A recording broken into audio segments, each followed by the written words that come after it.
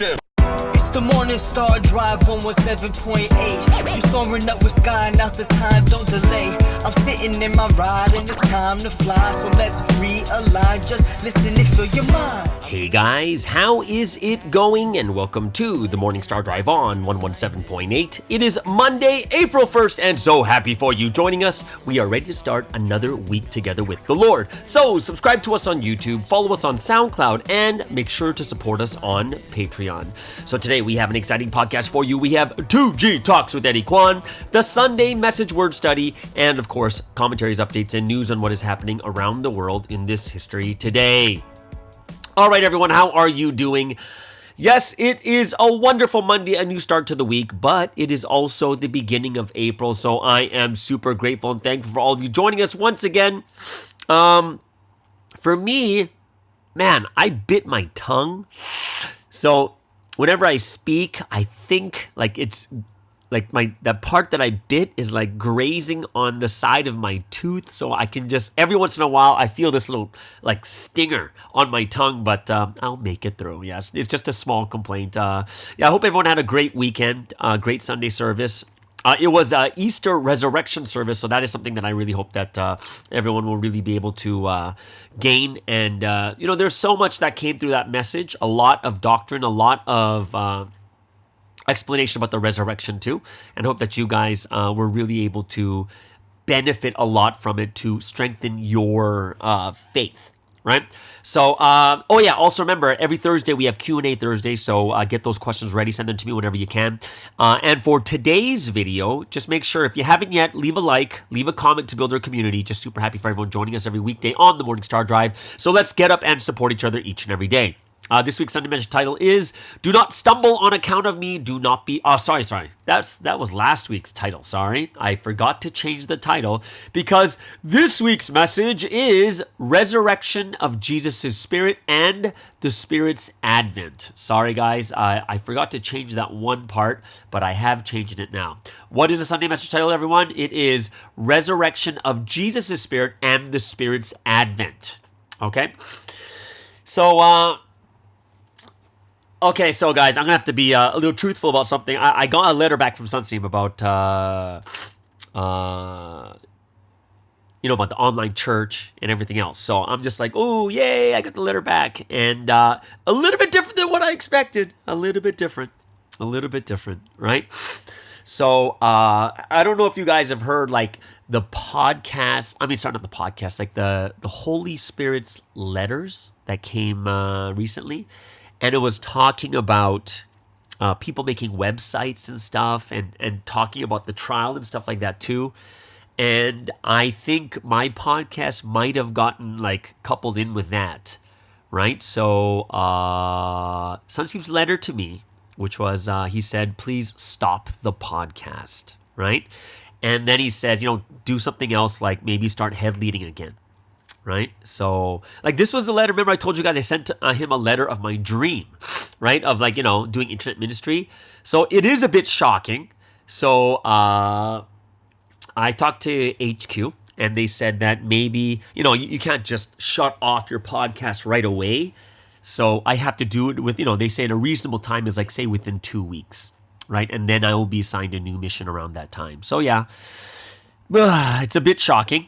And for me, I don't want to get emotional about it because, my life is not based off this podcast. Like, my life is bigger than this podcast. And the most important thing is fulfilling God's history.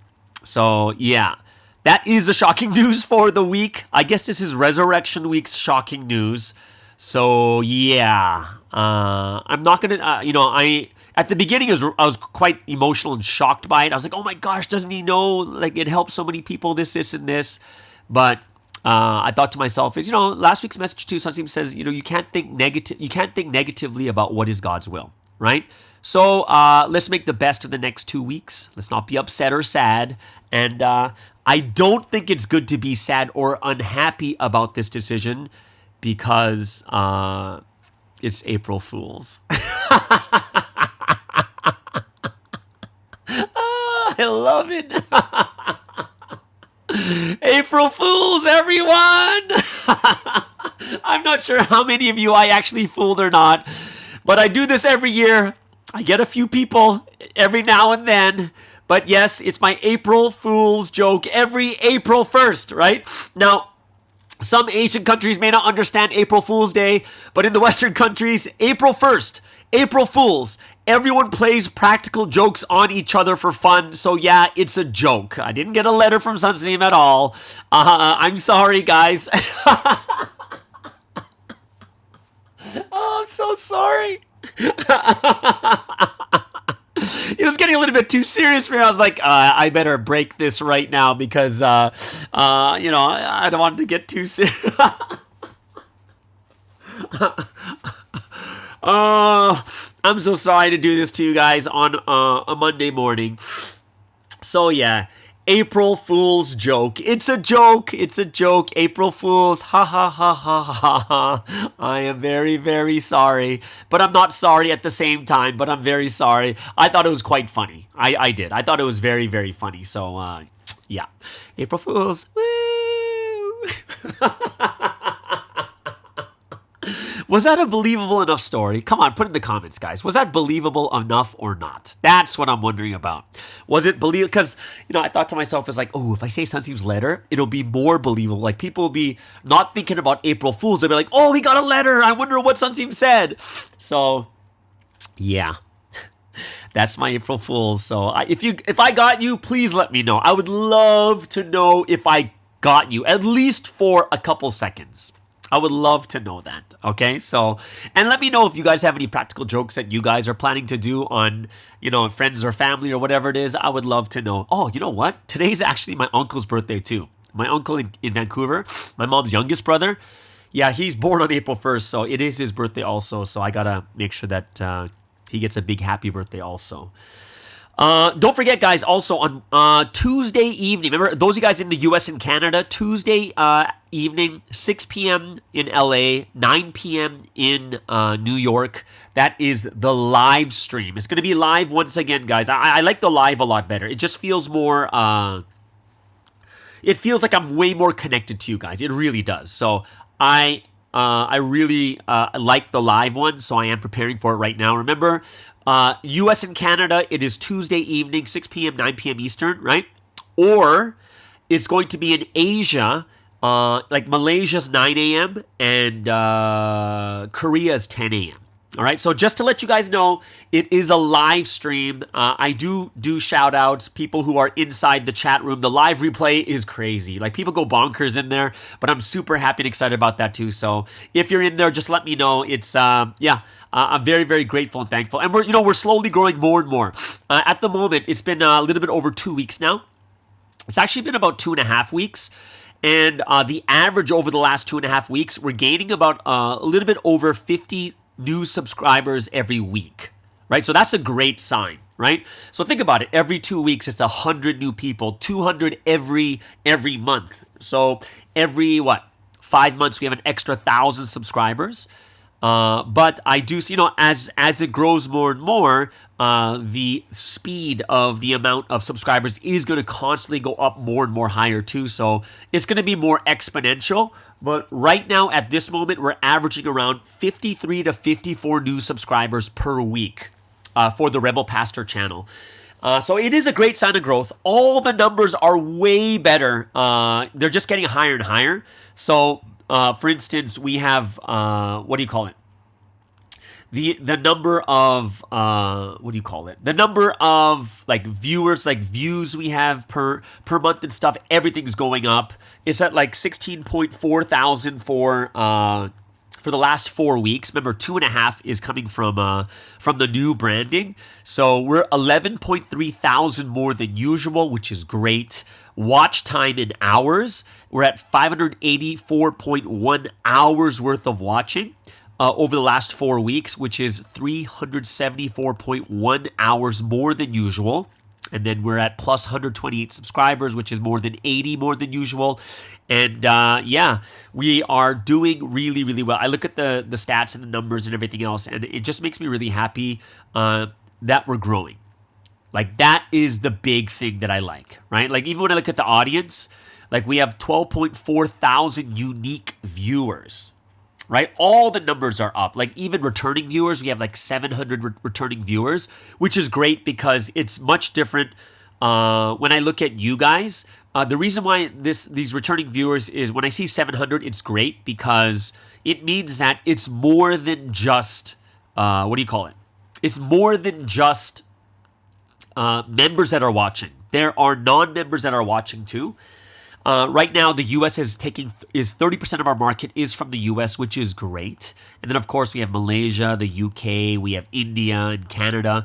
U.K. and India are quite interesting too. I think those are quite interesting that the U.K. and India are like number 3 and 4, right? Very, very close. So that is something that makes me very, very excited, very happy. The one thing that I do think still the vast majority of our viewers are male. Over 60% are male, like 40% are female. So that's starting to even out a bit, but we still have more guys than girls. And our biggest audience is 25 to 34. 25 to 34, and then it's 35 to 44, which is close to my age group, and then it goes to 18 to 24, which is also good that we're getting some young people. So 18 to 44 is that big group that we have, and 60, 75, 76% of our audience is in that group of 18 to 44. And if I include 45 to 54, that's going to be another 12%. So that's another huge number that we have going there. So I am super ecstatic, super happy that we are growing, and big shout outs to everyone out there who is helping with the channel. Like there's some people I noticed that are always writing comments in the Rebel Pastor, like Chris in New Zealand over there. He's putting in extra efforts to make comments on every single video. So super thankful about that. And I do think the big one that we need to do the most, like Sunseem said, everyone should be part of internet ministry. Just take each video and share them with 3 people every day. That's it, right? Share them with 3 people every day and it should be good. And then we'll be able to reach 10,000 followers, 10,000 subscribers ASAP, right? And that's something that I'm very, very excited about too, right?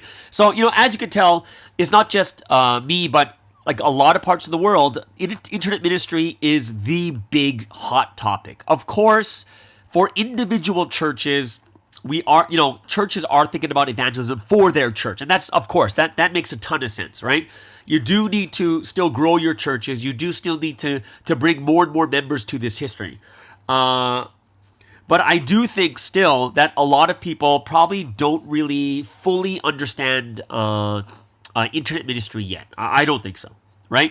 And it's probably because it's not really spoken about in churches, because churches are not really focused on the internet part. They're more focused on the other parts like that. So for me, I've been doing this for 4 years now, so I am a true believer in internet ministry, and I do think it will be the quintessential tool for Providence to fully thrive and grow in the future, right? Just like God told Sunseem in 2001, God told Sunseem that the internet was made for the gospel to spread during the time the man of mission is alive. It will be the fastest and easiest way for the gospel to grow, right? That's going to be the fastest way. Like that's what God told Sunseem is, I made the internet so that the gospel can spread, right? Just naturally. It could just spread across the world. So I do think that even though in Korea, right now, internet ministry, like everyone's doing internet ministry all over Korea, but that's only for Korea. Not everyone understands the Korean language, which means that, the world that is going to spread the quickest is going to be the English world. I say English, Spanish, and French. Like those 3 worlds are going to be the big ones. Like I think to get the gospel spread to America, to Europe and stuff like that too, I do think, and at the moment, I do think, I am the only English internet ministry, and, we're pushing towards the online church too. So, this internet was made for the gospel specifically, right? Christianity, they are doing it so well, and they are thriving, right? So when I even look at look up the internet to see why these churches started an online church, because, this is what we're pushing towards. Online church is actually way more practical than I was thinking. Because, as someone who's thinking about spreading the gospel, I'm like, I just want to spread the gospel to the world, right? Increase the reach of our church beyond our community, connecting with a wider viewer audience with, that's what I was thinking about. But the online church, I was looking at some of the reasons why some churches start an online church is like one of the reasons I never thought about is for sick and disabled people, right? Sick and disabled people can watch the church live streaming services in the comfort of their own homes, right? When it becomes very difficult because they get sick again or they're disabled. It's very difficult. I never thought about that. Another one that I never thought about is people who go to your church, but they're traveling, but they can still take part in their faith community with the help of an online streaming service, right?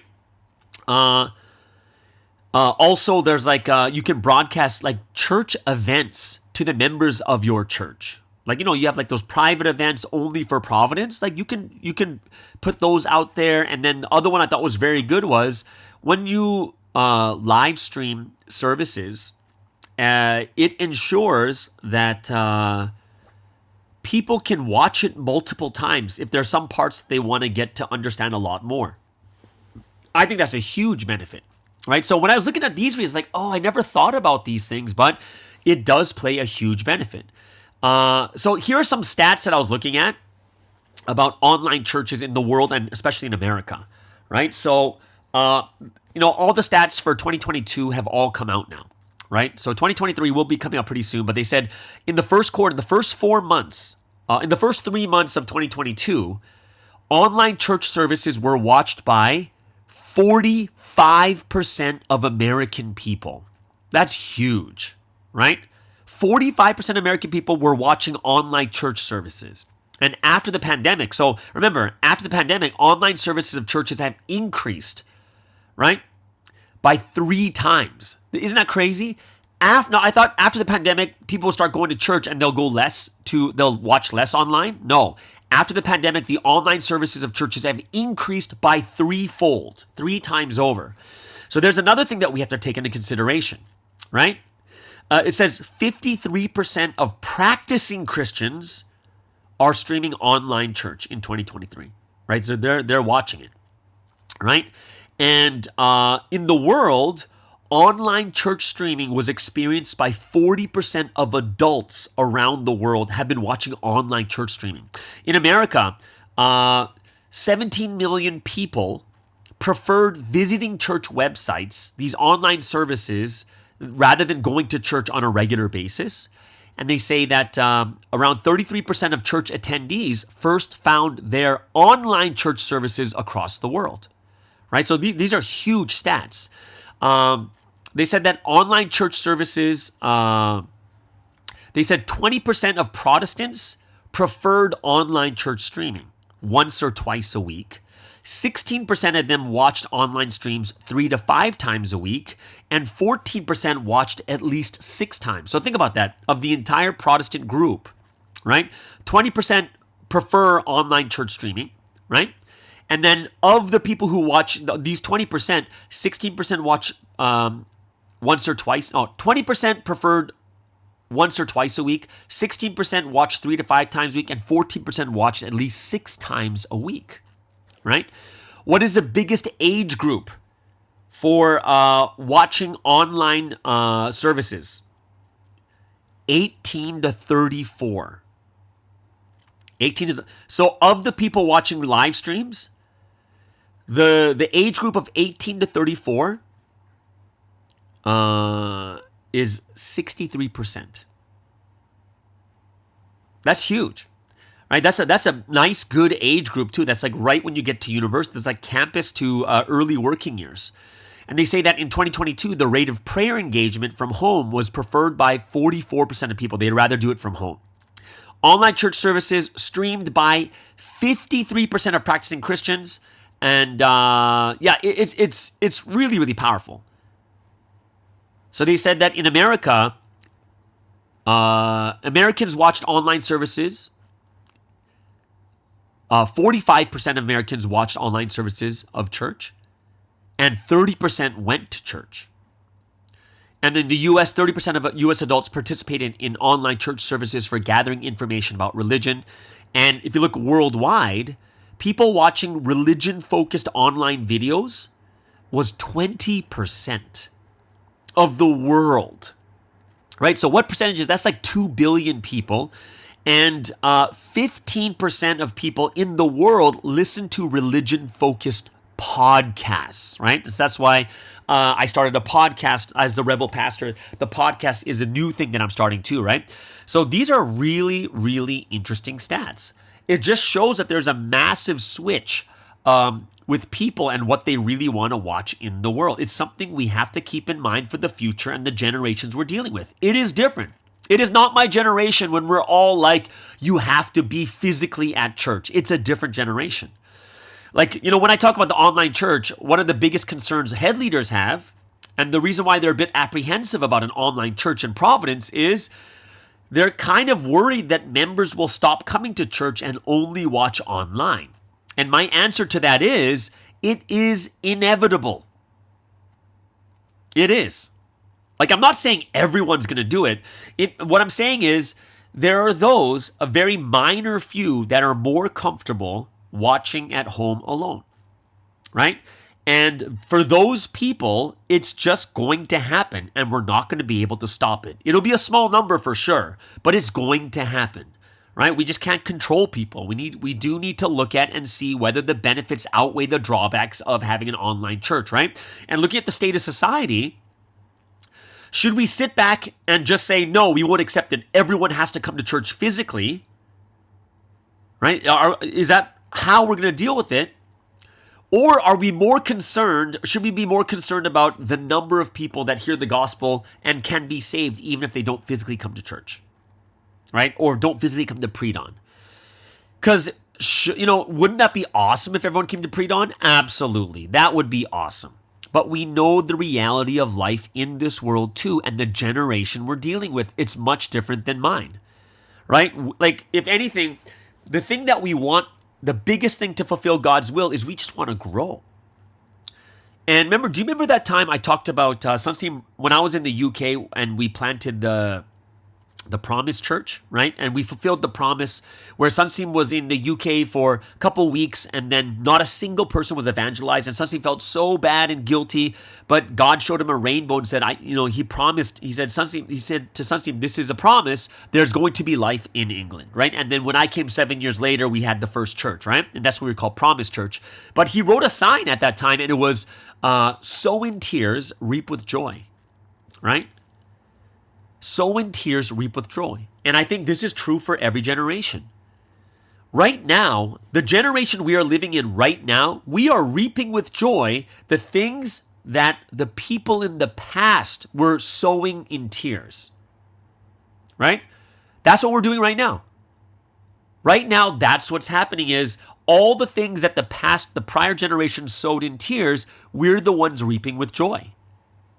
But on top of it, at the exact same time, we are also sowing in tears the things that need to be done for the future, right? One of the big things that we want, as Sunsteam is living at this time, he's living and breathing right now, we want like Providence to explode and to grow and all these great things to happen. And it kind of sounds sad, but what if that's not our generation? Like, we could be in the position of David. Like, what's the one thing David truly, truly wanted to do for God? He wanted to build God's house. He wanted to build the temple of God. But he was not permitted by God because he killed too many people. There was too much blood on his hands. And it was set aside for his son Solomon to build the temple, even though David so desperately wanted to do it himself. And I really think that this is something really important for many of us to realize, right? There are things that need to be done by us. And then there are things that must be done by the future generations. Like, look at our generation right now. Like, the living right now at this time. What is so great about our generation is the strength, resilience, and the power we have to do the one thing that future generations could not do. What is it? Overcome the greatest tribulation in Providence history ever in 2023. The future generations would not be able to do this. Only our generation can do this, right? So if we were to take a look at, if we're to miniaturize Providence history into one person's life, look at Sunsteam's life. Remember one thing he said? That he could not do right now what he did in his 20s. The fasting, living in the mountains, doing all those crazy things. It could only be done in his 20s. He couldn't do it right now, right? And in the same way too, when you look at Providence history as a whole, yeah, there's so many things that we cannot do right now. We just can't. We can't do it. Right? The future generations will not be able to do what we completed right now. However, what we're doing right now is so big and important, sowing with tears, going through all the tribulations. We do it so the future can finally reap with joy. Which technically, truthfully, we can say that we are actually fulfilling God's will because we're part of the process. Right? There's people that set the conditions, people that sow with tears, which are just as important as those who reap with joy and actually see the fulfillment of God's will. I think it's quite it's quite amazing to think about the process of God's will. Some are going to start, some are going to grow it, and some will see the fruition of it. But we're all part of it. It's like seeing this history grow into a great history, right? Where, remember, I told you guys before, Sunsteam in the past said that when Providence fully blooms, we're basically the average percentage of, we're going to be 12% of the world. He basically said 12% of every nation. The average is 12% in every nation is going to be in Providence. 12%. So if you look at the entire world right now is 8 billion. 12% is roughly, it's almost 1 billion people. So think about this, guys, carefully.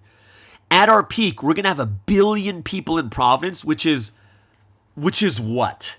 How many times over right now? We're not even at 100,000. So if that's the case, think about if we're not even at 100,000, man. Number one is it takes 10 times just to hit 1 million. And then we need 1,000 times to hit 1 billion, 1,000 of 1 million, right? Which means 10 times 1,000. It's going to be 10,000 fold of what we see right now. Which is, think about it. Imagine having almost 1 billion people in Providence. Can you imagine that? But, as much as we really, really want this to happen, as much as we really want to see this history explode to its highest while Sunsteam is living, I think even Sunsteam knows it's not going to hit 1 billion in his lifetime. It just won't, right? It's we want to, we're not going to see 1 billion in our lifetime, but we're really, really hoping for 100,000 and then 500,000 and then 1 million. That would be such a great thing to see in our lifetime, right? The total of being 1 million, which is kind of one of the stepping stones. And it's kind of my YouTube channel too. It's at 5,100 right now, but we want to see it to get to 10,000 first, right? And then to 50,000 and then to 100,000. That's what we want. But we have these little baby steps, and we're going to have to sow in tears in the very beginning. So I'm really hoping that we can see the long-term goals, understand the long-term of what Sunsteam really wants, understanding how internet ministry plays such a huge goal that, hey, internet ministry, online church, all these things, the vast majority of these people are not going to come to Providence. They're just not, and we're not going to even try to bring them because they're separate things. Right? The internet followers and the regular members. And I think it's something that we really have to push ourselves to understand far greater than we really know. Right? This is a time where we need to spread the seeds, make sure the fields are fertile so that in the future, when the gospel explodes, this is where we're going to see that all this sowing in tears and all this time we spent spreading the gospel to the ends of the earth, that's going to be something that we can say that, yeah, we sowed in tears for that through internet ministry, and this is why it's growing right now, right? So it is a huge future thing that we have to think about, and it's something that I really hope that we can grow at a much, much higher level too, right? So it's such a big thing right now, hot topic in Korea, not so much in Western worlds. It's because I'm not sure how much leadership has talked about internet ministry yet. And I can understand why there's apprehension because the focus, in the church is to grow the church physically with more members coming in. And the online internet church is something that's a little bit difficult. It's a little bit more different, right? So I hope it's something that we can really understand even more at a much higher level too. Okay? So that is something that it's, of course, I'm very, very focused. It's only been 2.5 weeks, which means that Tuesday night is going to be the 4th episode. It's going to be another live stream. So I hope you guys can join, especially those of you guys who are in America and Canada. I'm doing it for that region because that's where we want to really spread the gospel. Once it hits America and Canada, it can spread so fast to the rest of the world, right? So I'm not saying I'm neglecting the rest of the world, but people just need to know that that's where if you hit that and boom, it works, that's when it becomes that much better and that much greater too. So that is something that I hope that we can work even harder to do, okay? So yeah, a lot of things to think about. Hey, by the way, today's, 2G Talks with Eddie Kweon. It's a video. So you guys are going to see a bunch of pictures. He's going to talk about his trip and everything else and all the different testimonies that he heard. It's going to be fun. You're going to see a lot of members from Hawaii, from Korea, from Japan, from Malaysia. So it's going to be a fun video to watch. There's a lot of pictures in there also. So I hope you guys enjoy that portion too. Yeah, a lot of things to think about, a lot of things that I think should be in our hearts and our minds. For tomorrow's Provi in the media, yeah, still, we're not getting an answer yet, so I am not going to be talking about the trials, but I will talk about this crazy that law that might come into effect that will affect Providence if it comes to law. It's pretty bad, right? So we'll go over that tomorrow for Provi in the media, so it's not going to go over the trial. It's going to go over this law that might come into existence, which is... for me, which is super pretty shocking like crazy. Yeah, it's pretty bad. Either way. Okay, so before we get into today's Sunday message word study, let's first, let's get into the music break of the day.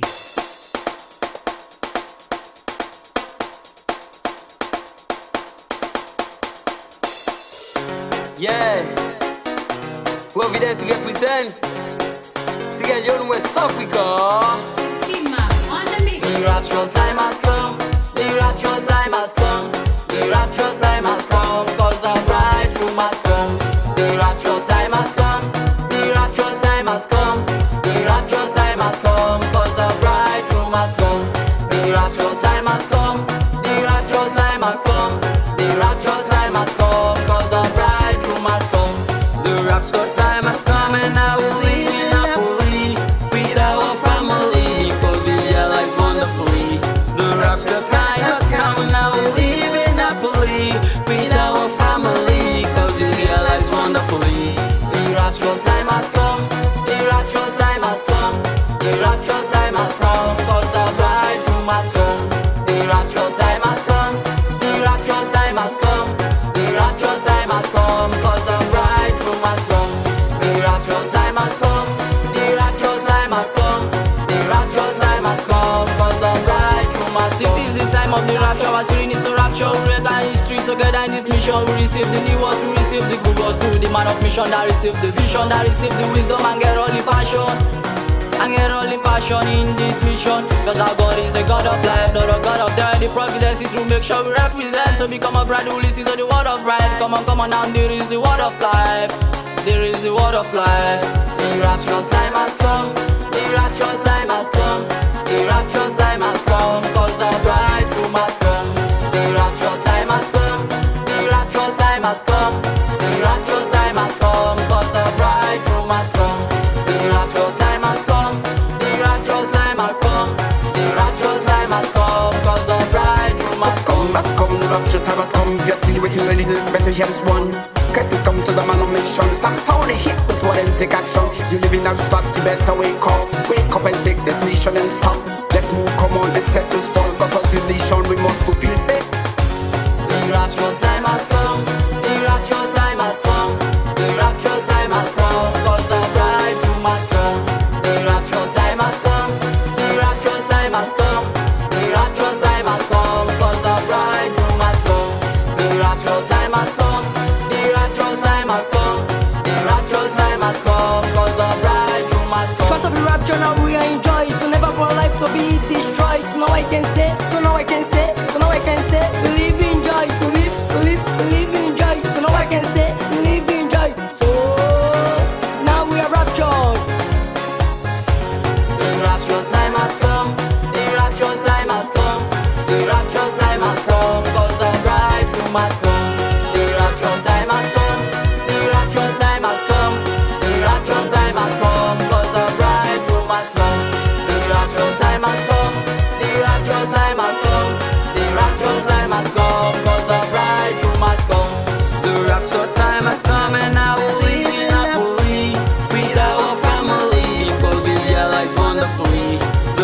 rapture's time has come. Now we're living happily with our family, cause we realize wonderfully. The rapture's time has come. The rapture's time has come. The rapture's time has come, cause the bridegroom has come. The rapture's time has come. The rapture's time has come. The rapture's time has come, cause the bridegroom has come. The rapture's time has come. The rapture's time has come. The rapture's time has come, cause the bridegroom has come. And there it is. That is the West African Church. I believe it's in Sierra Leone. Pastor Joseph's doing an amazing job over there, and that song is The Rapture Time Has Come. There is another new song. I'm going to play it this week, too. There's another song that they made. So they already have 3 songs out. I'm excited because they're doing such an amazing job. Just hearing the excitement and joy that they have, that the rapture time has come, right? So if you guys have any questions or anything, go ahead and you can comment on where to get this music. Well, I don't know where they get. I think it's all on SoundCloud. It might be. Someone sent me the file, so I'm not sure if it's on SoundCloud or not. But hopefully, we can put it on SoundCloud, or we can get people to. Maybe they can be someone. I can play them on my Rebel Pastor YouTube channel too. And if they can do a video, like music video, that would be awesome. I would love to hear that one too. Okay, so let's get into it right now. It's a word study, Sunday message. Great message once again. Resurrection Easter Sunday message, resurrection of Jesus' Spirit and the Spirit's advent. And it went over a lot of different things about the resurrection being spiritual, right? And the man of mission being the one that receives all the word, so that we can they receive all the word and they interpret the words and they can break the seals, right? So it's basically showing that there's 2 parts. Number 1 is the word, showing how powerful the word is preached and that the person that God sent has already come. Okay, so it's a great reminder for the resurrection, even though it doesn't go into super detail, but it does go into the reasoning behind it. And if you look at the overall purpose of why it's so important to know that it's a spiritual resurrection, not the physical, the most important part, right? The most important part by far is if you don't realize it's spiritual and you think it's physical, you will miss the Lord's second coming. And that is the most important part. The most important part is you need to know that the Lord's second coming has come, but if you think that it's a physical resurrection, you will never get it. That's how huge it is. You will not receive the new time period. So if we look at it in that way, how huge is it? It is gigantic to know that people should know this very, very clearly, right? And once they know it clearly, this is where people will be able to receive the Lord's second coming at this time period right now. So I hope it's something that we can all think about very, very carefully, okay? So I like the beginning part of the message when he says the Bible isn't clear about the body or spirit resurrecting. And the question is why? And this is something that I never really thought about. He's like, hey, why do you think they would emphasize why didn't they emphasize so strongly that it wasn't a physical resurrection? And Sunsi's like, because it was so obvious. Right? It was so obvious that they don't have to say that, hey guys, I just want to clarify to you guys, I'm talking about the physical death and the spiritual resurrection. Like, why would they even emphasize it when they didn't know that in the future there would be confusion of whether they're talking about spiritual or physical? It means that it was too obvious to them. They knew the body died. Right? That's why they don't need to emphasize it strongly. And if you think about it too, it's almost like, did anyone in the past ever think that there'd be confusion between the genders, like male and female? Like a male can be a female if they just feel like there's a confusion in the gender in like America and Canada and stuff like that too, right? Did anyone think that there would be something like this, that you'd have to be so emphasized and clear that men are X, Y, men have these, or like you would never have to do it because it was obvious. No one knew that the future would have these types of like problems, like people are having gender dysphoria or they can't figure out if they're a guy. Like no one thought about that. So there'd be no reason for us to be that absolute and clear in like separating the male and female. So when I looked at it, I was like, oh, that makes so much sense, right? So I hope that we can recognize all the more of the different reasons why, like this message, right? So let's first get into, I think there was like a couple things that that were really powerful. And this goes into the resurrection lecture. And these are parts of the resurrection lecture that were taught in the first half and beginning of the second, like in the grave period and stuff too, but not taught so much right now, which is the different levels of the spirits. Now, there are different, they call it different things now. Like the formed spirit, like there's formed spirit, and then what was the other one? It was formed spirit and completed spirit, right? There's like 3 different types. Not all spirits are the same. There's 3 types: formed, spirit, and completed, right? When I was growing up there was the 3 levels were not called formed, spirit, and completed. It was called formed, living, and divine. That's how we called it. Formed, living, and divine. But now we call it formed, spirit, and completed. Those are 3 types. And the explanations are exactly the same. The formed spirit is like a cloud, like a ghost, no flesh, no, like you can't really touch them. They're still being formed, and it's kind of like that, right? So that's the first one. And we're like, oh, okay, so that's a formed spirit like a ghost, like a spirit that, that's not saved, whatever it is, right?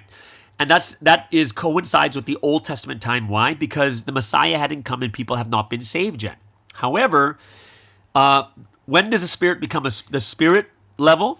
The spirit level, or we called it a living spirit, basically means that after you are saved. So when the Messiah comes, Jesus comes in the New Testament time. If you believe in him, you are now a living spirit. You come back to life, right? And these are spirits that have received the Lord, but they're still in process of making themselves divine or complete. Okay?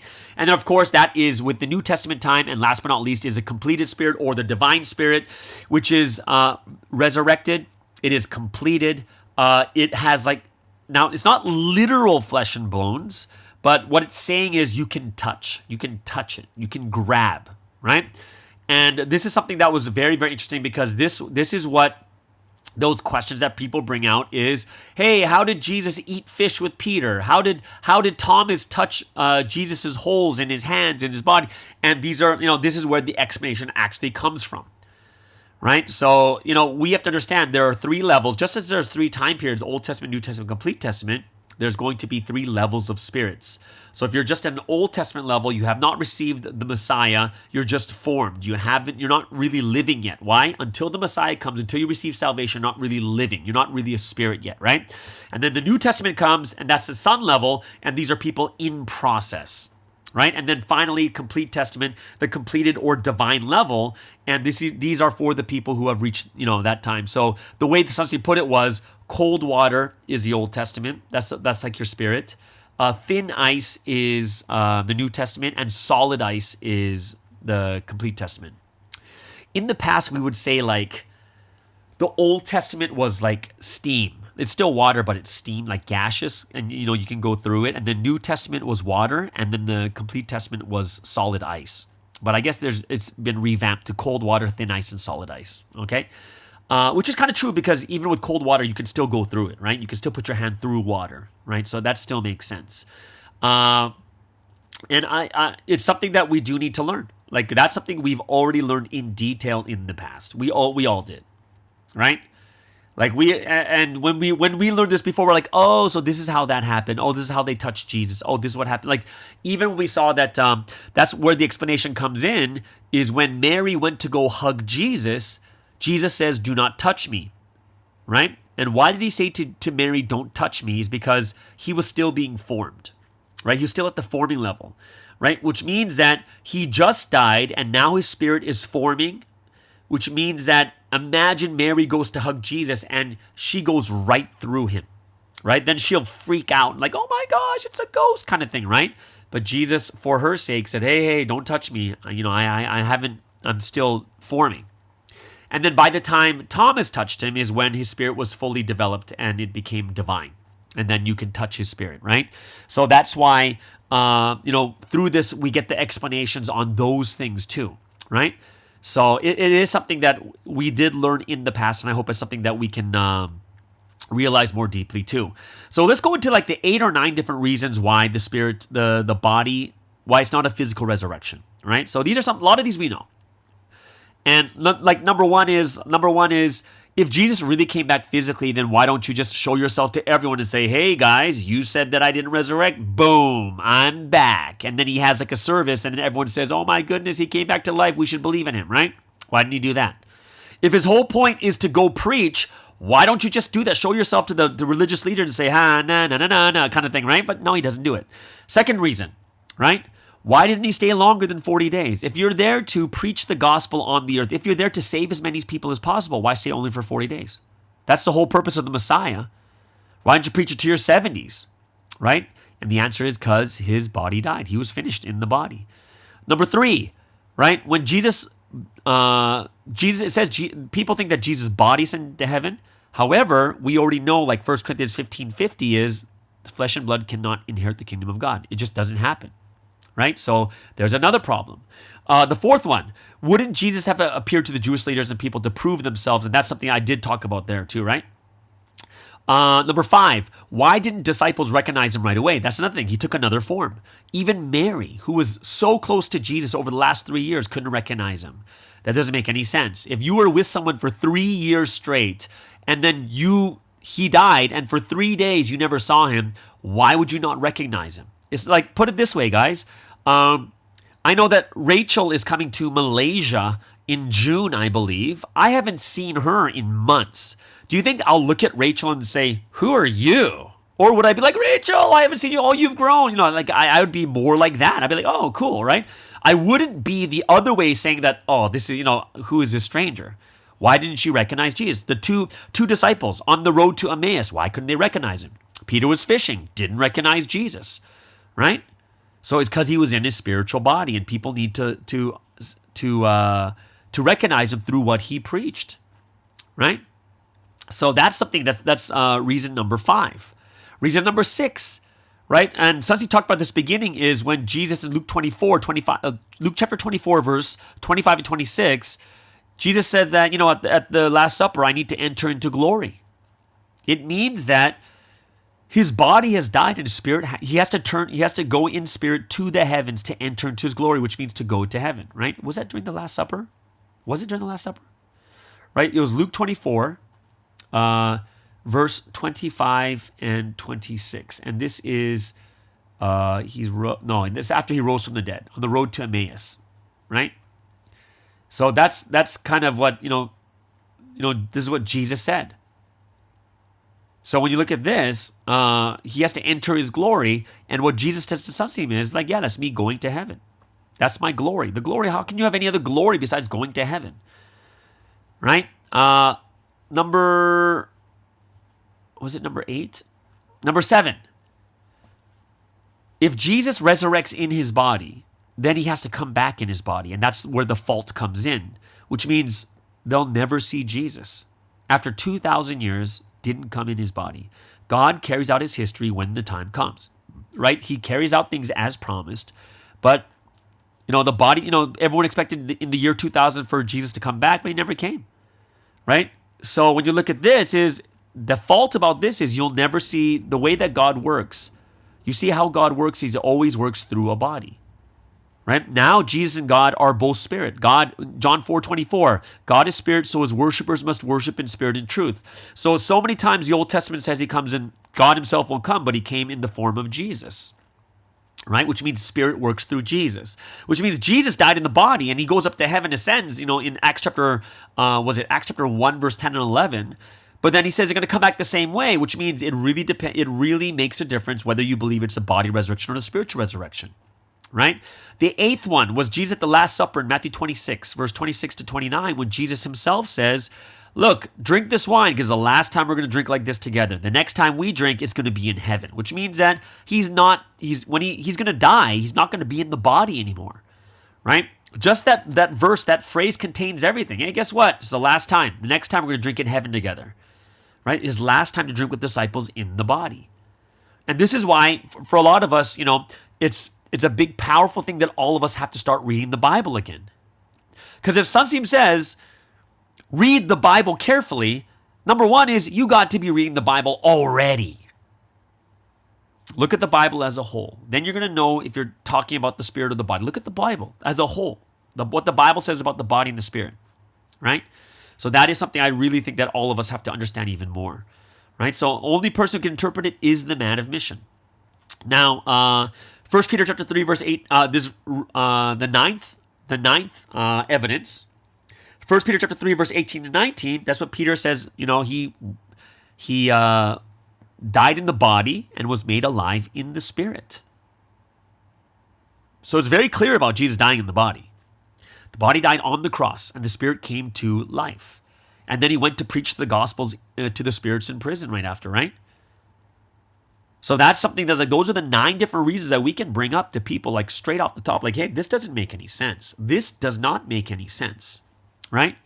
So Paul talked about the Spirit, right? Paul talked about the Spirit. Peter talked about the Spirit, right? This Jesus' resurrection is so important because it determines whether you receive the Lord's second coming or not. As long as you believe in the body resurrection, the physical resurrection, you cannot receive the Lord's second coming, right?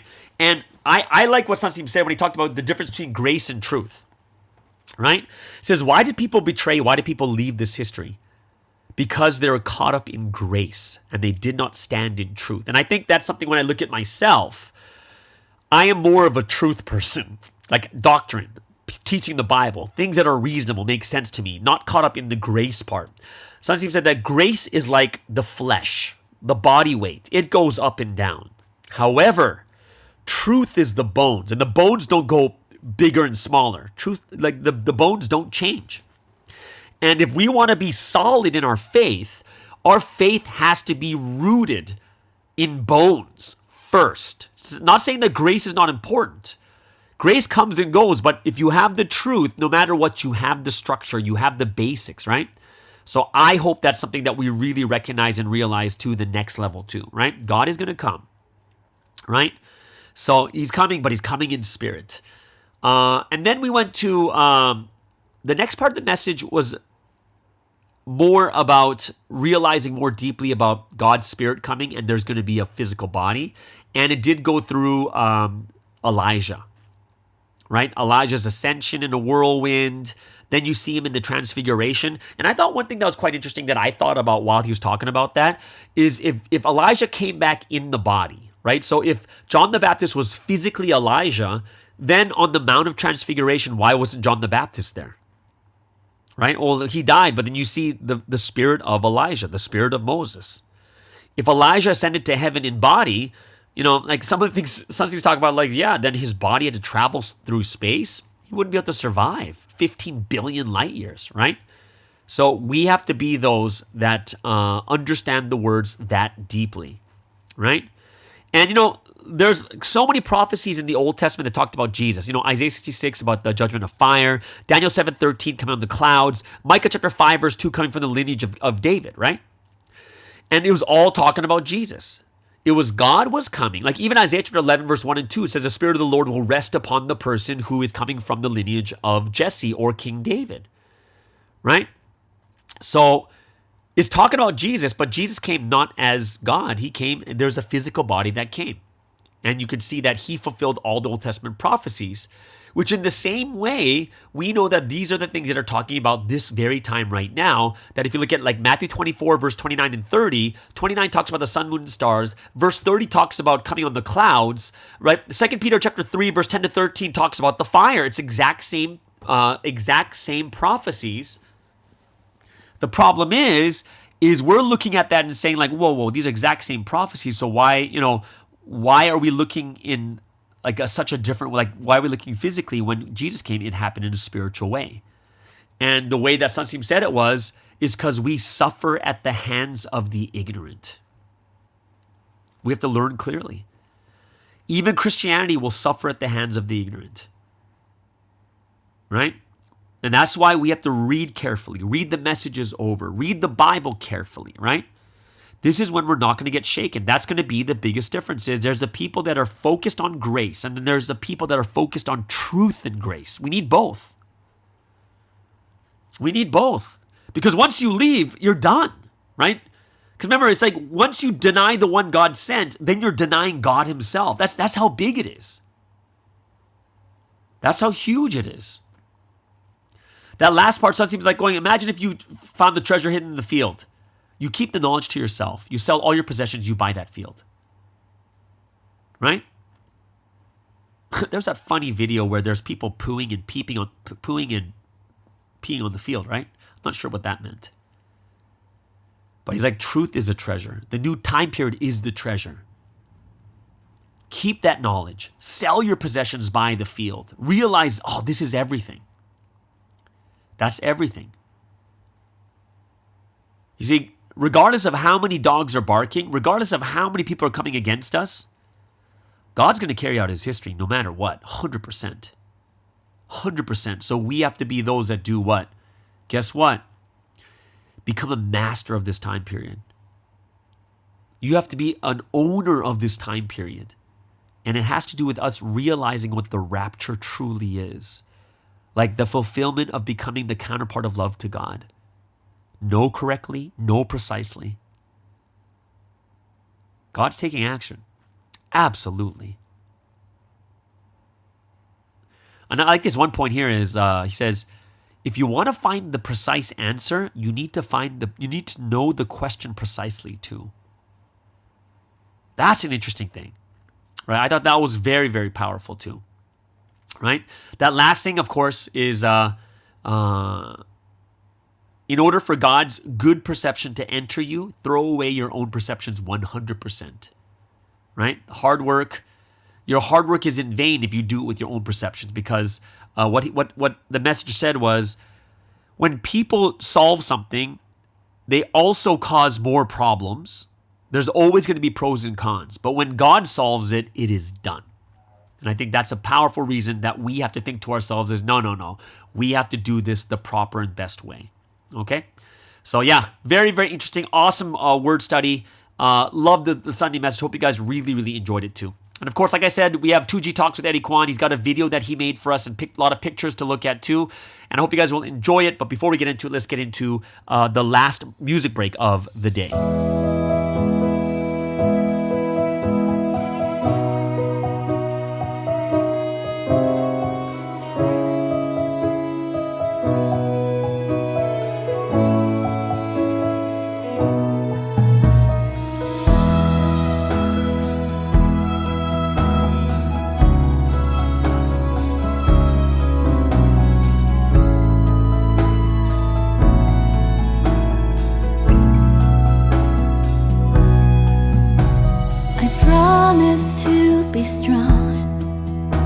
To live with God in my heart. The tears you shed pray all night long. Your love and light at the break of dawn. The days when you were gone, your words stay here in my heart. I'll hold on to you tightly, Lord. Your word is your love, I'm not alone. Now even if this dark world is frightening, wind and waves and thunders crashing, no matter what, our love will not change. You're with me and I'm with you. I will always, always love you, no matter if the world forsakes you. From all the love and miracles through you, I've witnessed the truth. I'll fly high with you. I will never, never leave you, no matter if the world forsakes you. With all the love and blessings from you, I'll never forget all that you've done for me.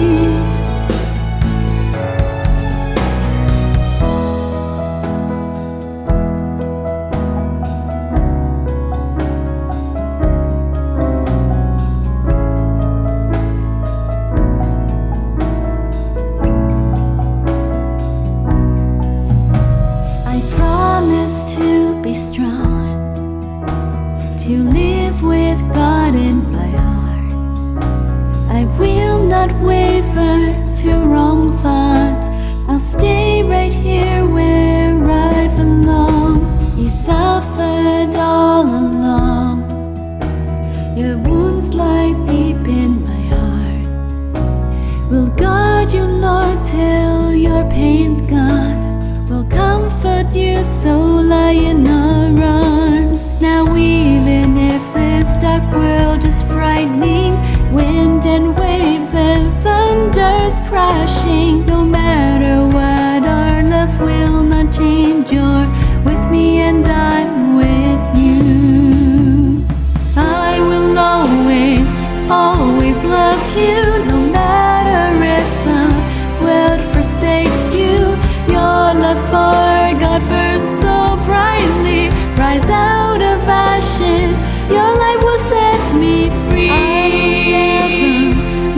never leave you, no matter if the world forsakes you. With all the love and blessings from you, I'll never forget all that you've done for me.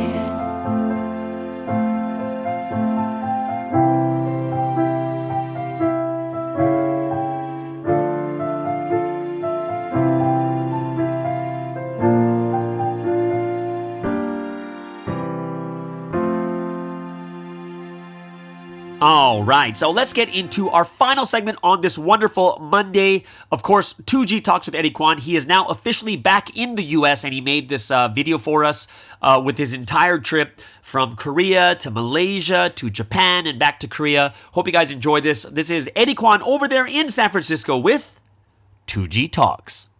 Good morning, everyone. Welcome to another week's episode of 2G Talks. Today's quite different because I am back in California now, and I just landed from my flight the day before. So I'm a little bit jet lagged, but so I'm getting used to it, and I wanted to kind of like go over these last 3 months in this trip. So I'm sharing a lot of photos, right, all the way from the beginning of the trip until I came back yesterday. And it was really an amazing time, and that alone doesn't really quite aptly describe everything that we experienced in that time. And it really was a time just filled abundantly with really things that helped me to see this history and to see God, like all the way from Korea and going to Warmingdong several times, as well as the experience in the various churches across Korea, and to visiting Malaysia and later to Japan and coming back and meeting all of these different kinds of people with so much varied experience in Providence. And there were people around me who, like even though they experienced much less, they were like, wow, like this is something that I'm gonna to remember for a lifetime. And so whenever I heard those things, like what they said, it really was true. It really should be something that we remember for a lifetime, and all of these experiences. But I also knew how fleeting human memory can be, and just how fleeting like my own realizations can be. And I see that like really with this history and with the word too, and with everything that we do, we only really remember if we continue to testify about the things that we've experienced, and also if rather than just saying it with our words, like that one time when we're happy, if we become people who become the people and the things that we've learned. Like, for instance, one of the things, I think one of the greatest memories that I've had, was towards the end of this last month, leading up to 316, we had a tour of Warmingdong, and we listened to the testimony of the symbolic pine tree. And that tour and those testimonies, they were like really some of the highlights of the trip, because it contained everything, because it contained 선생님's life experiences and the things that the Trinity did through 선생님 and did for 선생님, and the things that the Trinity have done for Providence. And so I think that's why, like we got the messages earlier this year and last year saying how Warmingdong is symbolic of us, right? It's symbolic of our faith. And really, I really felt that to be the case, right? Like, so I remember, and tying this back to the previous point, like one of the things that we looked at was the quadrinity pine tree. And I shared about this part before too, but I think learning about the quadrinity pine tree was really just so moving. Because like while we talked about it, right, the quadrinity pine tree, if you guys don't remember, is the pine tree where 선생님 realized after he pruned this tree that location where the quadrinity pine tree is located is the place where God gave 선생님 the design for the Ambition masterpiece, right? Like this is like 24 years later. So 24 years ago, I think like back in like he received this inspiration back in 2022, and so back in 1998 when he was constructing the Ambition masterpiece, like he was already building it with concrete, right? And this is a story that we all know, but like he received the inspiration while he was praying on Prayer Hill and coming down, and he realized in 2022 that the spot where the quadrinity pine tree is, that's the place where God gave him the design. And he only realized this in 24 years, and it was only after he pruned that tree, right? So in 2020 and 2022, like around that time, so that was a time when something was setting the 117 prayer condition. And the pastor who was giving us a tour explained to us that for something, that 117 prayer condition wasn't just a prayer condition, set at 1 a.m., 1 p.m., 7 p.m., right? That's typically what, other people may have done. But with something, when he set that condition, he started praying from 1 a.m. And sometimes he would pray until 1 p.m. And sometimes he would start to pray at 1 p.m. and end all the way at 7 p.m. So this is when he was setting condition like that. And so after he set that kind of condition, he was coming down Prayer Hill. So he was praying on the Prayer Hill that he used to pray at, when he was younger. And so when he was coming down, he saw the quadrinity pine tree, right? And he saw that all of these pine trees, they had grown so large that they were covering up the view of Indesan, right? And so Indesan is the place, in Myeongdong where the sun sets. And so he was saying that the sun is something that represents God. And so it was like these trees are covered and these branches are covering up God. And so he took a saw and he boldly cut off the branches and he pruned them, right? He didn't just snip them with scissors, but like these things that were obstructing God's view, he cut them off like strongly so that there was nothing that remained. And so after he cut off all of the branches that were unnecessary, he was able to see Indesan clearly, and he was able to see the Ambition Masterpiece clearly. So when he saw the Ambition Masterpiece clearly at that time, he realized that it was in that moment that he had received the inspiration, design behind the Ambition Masterpiece. And after realizing that, and this is the part that really showed me like, wow, something is different, and wow, like this is the difference of someone who knows truly and shows it through their actions and lives in that way versus someone who just says they experience something and says they realize and went through a particular experience, right? Like when something remembered and when the Holy Spirit inspired him and when God revealed to him that this is the place and that this was after 24 years that he was able to realize, he gave thanksgiving to God. Not just once or twice, right? Because even for us too, when we receive something and when we receive something from people or from God, we may be thankful once or we may be thankful twice. And maybe we'll be thankful for a short duration. But then after a while, we'll forget. And whatever else happens in our life will make us forget the things that we experience. But for something within those 7 days, within the week that came, he went up back to that place, to the quadrinity pine tree, 24 times. And he sang praises and he gave thanksgiving and he prayed in that moment saying, God, wow, it's so amazing that you gave us this place. God, how could you, have designed it in such a way? How could you have led us in such a way? And how could you be doing such a thing now? And he gave thanksgiving in that time again. And then he would go up the next time. And then he would sing praises. He would give glory to God. And he would say, God, it's so beautiful, majestic, and wondrous.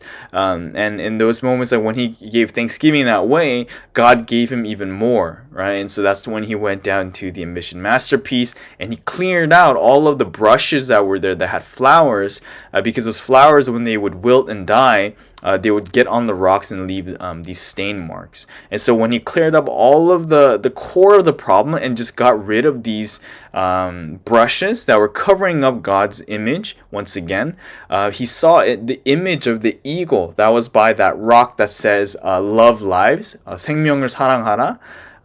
There's a rock there that has God's the image of a God, right? And also has the image of an eagle in it. And so all of these things were revealed to us only when we made ourselves, when we fixed ourselves, and when we became, like these perfectly pruned pine trees. And so something is said and for human beings too, you have to prune yourself in order for your image to be revealed, right? So actually it's right here, right along these where we're going through the tour, and that's the quadrinity pine tree right there. And so this was that tour. And so this is one of the things I'm extremely thankful for. And so, going forward, I think the remaining 9 months of this year, I'd be very busy with a lot of things. Like, I've only been back one day and there's already so many things to do, right? Like, I compiled this video and I had to unpack, but there's a lot of forms. Like, I have to go next week, right? I've been home less than a week, and I thought I had one more week, but actually within 4 days I have to go visit the law school that I think I'll be going to in Florida, and like checking out the school and like visiting some family and some of the members in that area of the U.S. And so it's gonna be just quite busy, and sure, there might be some downtime here and there, but I've seen myself rushing like all over the place to get this done. But I'm really so thankful for the Trinity and for all the people that the Trinity used to take care of us. I think normally, like especially with just like normal level things, I'm not someone who like expresses a whole lot, like in my opinion at least. Like, I'm not someone who like really expresses themselves like so much.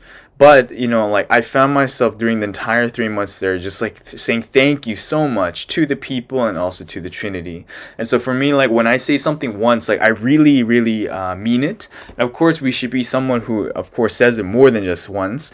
But for me, like, like when I say something, oftentimes I put my heart, will, and life into it to express my thanksgiving.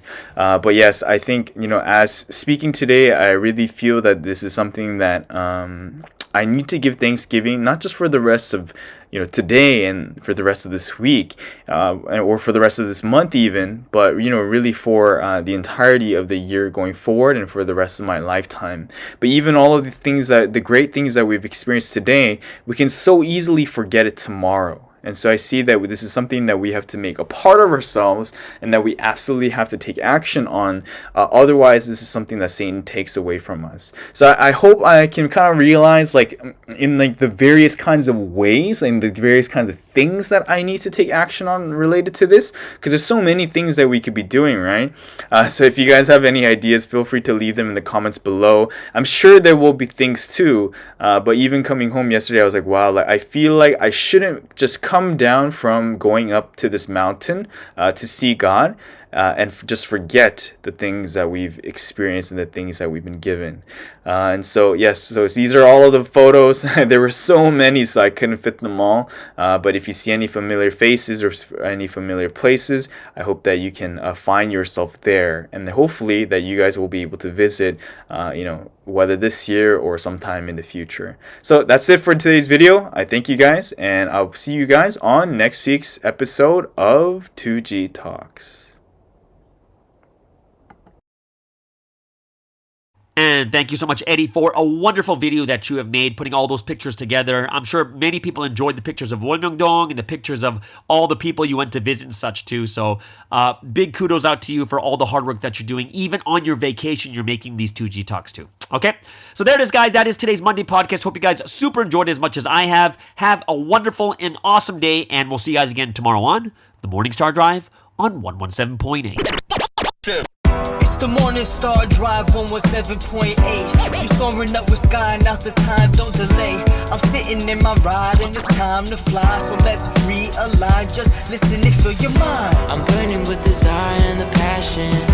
Nobody can stop me when I'm like this. I got my head in the zone.